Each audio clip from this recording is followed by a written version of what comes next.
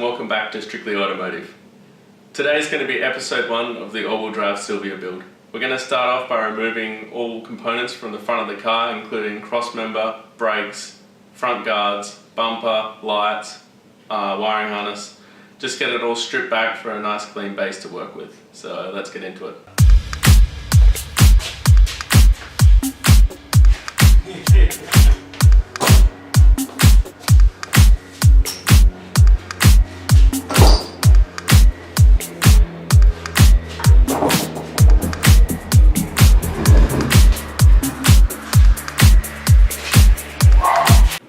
The first step was to clear some space in the shop and move the car to an appropriate place to work on it.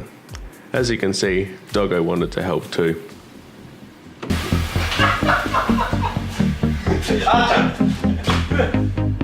Let's go.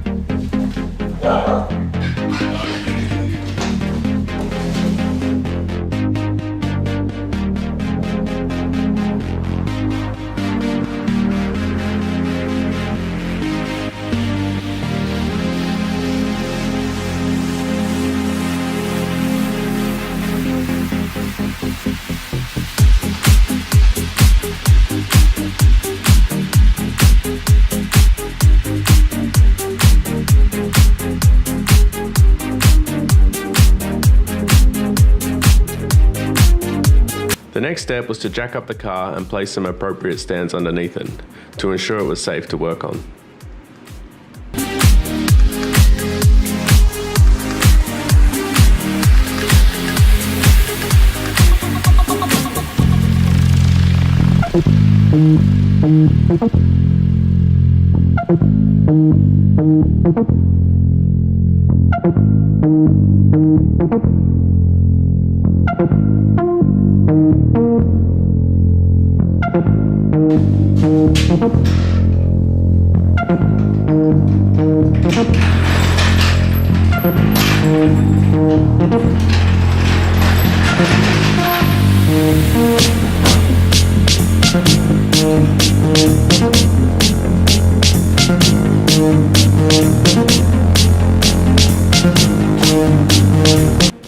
First to be removed from the car were the front wheels and spacers.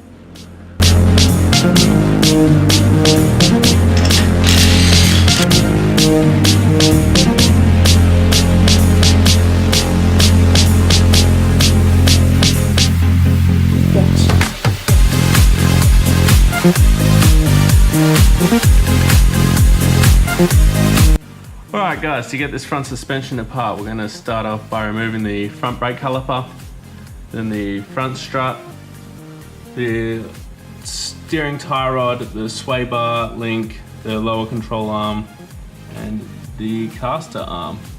So let's get into it.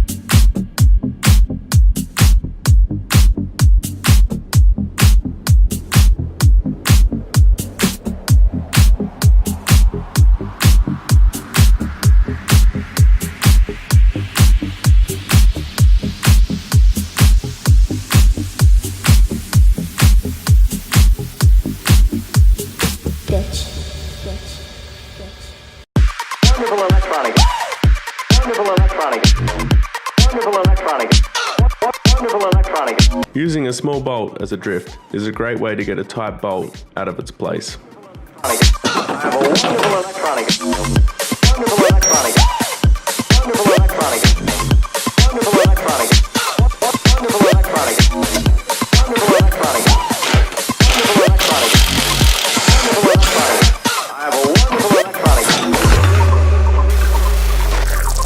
Next to be removed was the front sway bar.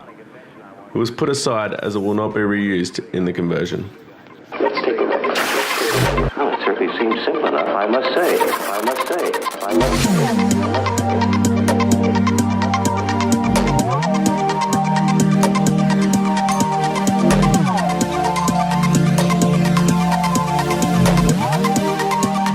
Has this ever happened to you?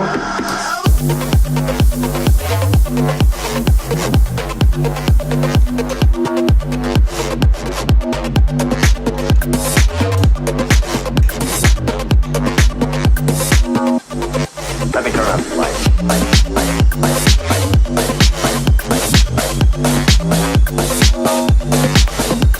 Over time, the clamp can become tight on the steering shaft splines. A great trick is to hammer a screwdriver into the gap, spreading the clamp, allowing it to slide off easier. Alright, next up we're going to be removing the lines from the power steering rack.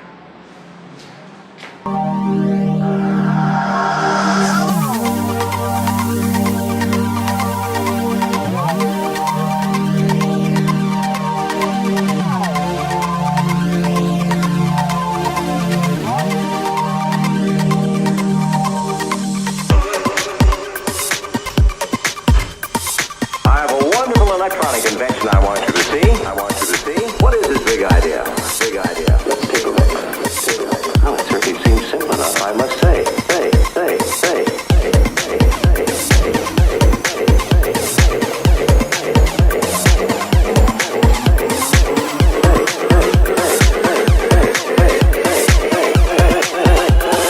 Has this ever happened to you?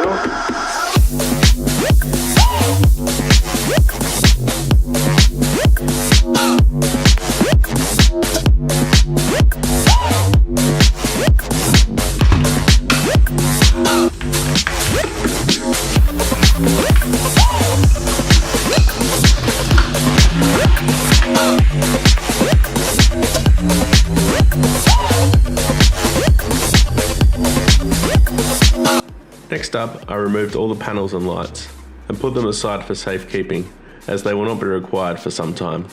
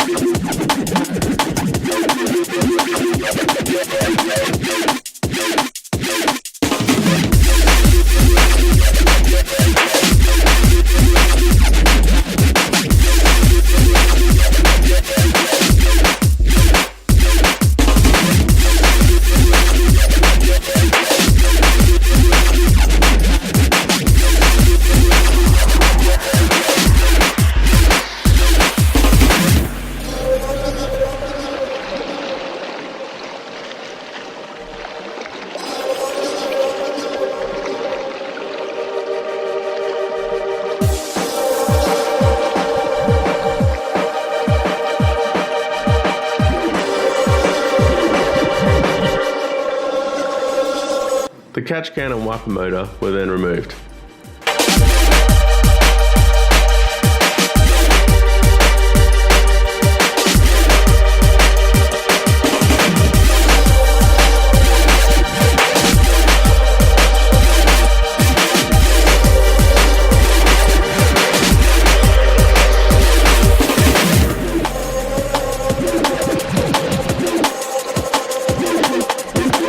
The wiper motor is held in with 4 bolts and a plastic ball and socket. If you're having dramas getting one off at home, pull the wipers up on the windscreen, exposing the wiper shaft, and then give it a firm tug. The ball will simply pop out.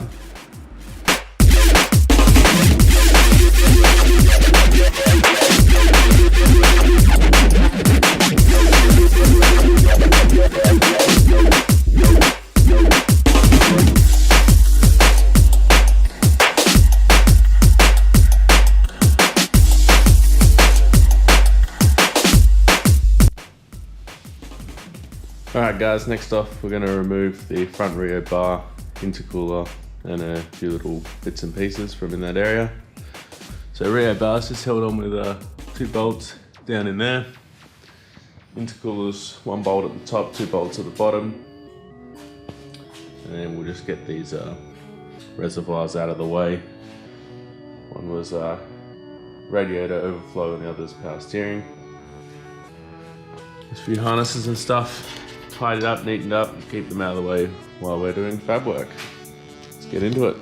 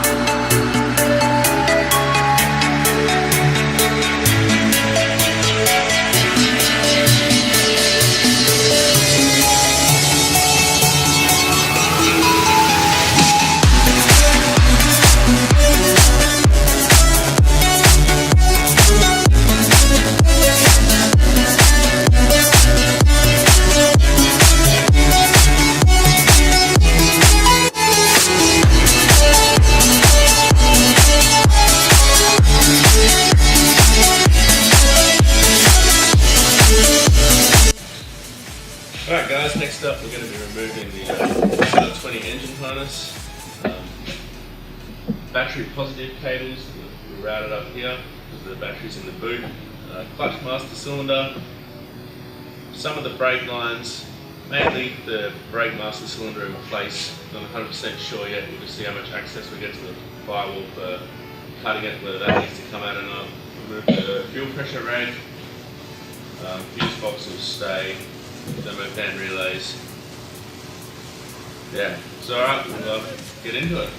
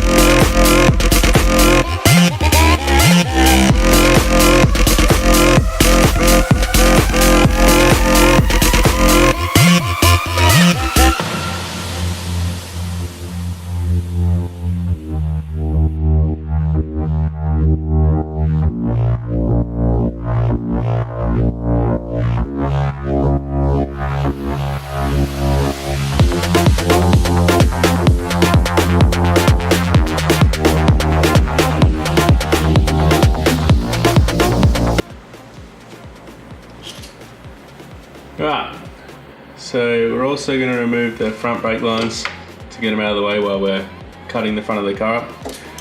A good trick to get brake lines undone is a pair of vice grips. You'll do less damage with a pair of vice grips than you will with the spanner, unless you have the proper flare pipe spanners, but I don't, so always use vice grips. They've always worked well, so you just want to make sure it goes on there nice and tight.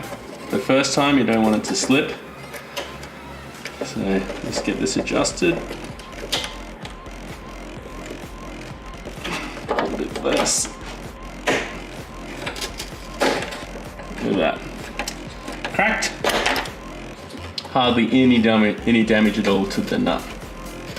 So that's right to remove. We'll just use the pliers to get that off. It's a little bit tight. I guarantee if you put an open end spanner on that, you'll ruin it every time. Just want to screw that up out of the way. Take your pliers, slide the spring clip out. Sometimes they can be a bit tricky.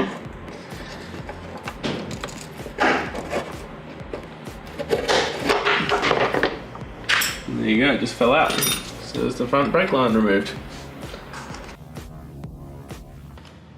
Alright guys, I thought I'd share a couple of mods that I did to the wiring harness on this car while it was SR20 powered, purely to get the harness away from the heat of the turbo and the moving front wheels. So first mod I did was cutting this hole down here in the firewall to put the harness through. From factory it comes out of this hole here. So just routed the engine harness behind the stereo and out that hole on the cold side of the motor, if it's a Nissan engine that is. Just keeps the harness away from the turbo, the heat, the igniter. Don't have problems with that, which is quite a common problem on SR20 powered Silvias. We've also gone ahead and cut the vehicle harness here and extended it inside this chassis rail. Gets it completely out of the wheel well. The harness now sits under here. It's much neater than it was before, and there's absolutely nothing in this wheel well to get caught. Just these wires here is like your wiper control module and wiper motor. Those generally sit up in the engine bay, so they're not a problem. Another mod I did was moving the fuse box.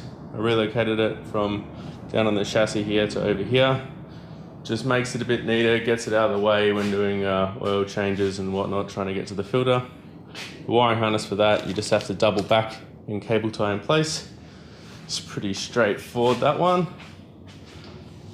Alright, so here you hammer the body lip flat here, pull the harness up, drill a couple of holes, and cable tie your harness up on top of that lip. Removes it from where it originally sits up here, so you can't hit it on the wheel on a lowered car.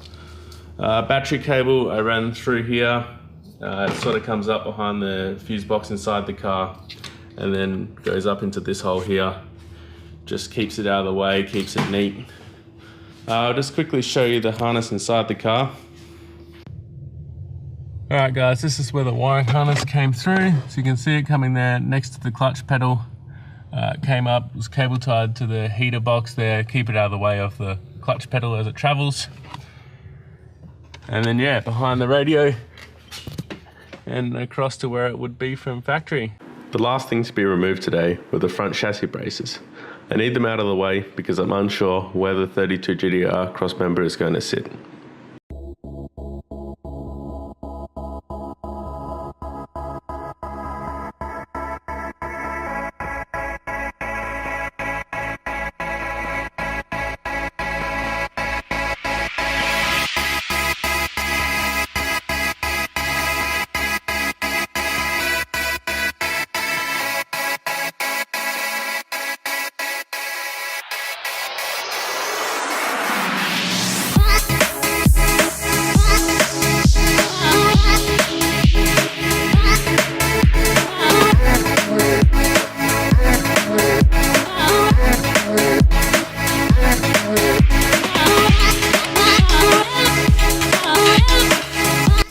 Alright guys, that's going to be it for today. We've got a fair bit done on the car. The next episode we're going to go through pulling the interior apart. I bought a gearbox, so we're going to go pick that up. Probably go and get some dry ice to do the sound deadening removal. So I'll show you guys how to do that. So stay tuned for the next one. Remember, like, subscribe, leave a comment below of what you think. Until next time, cheers.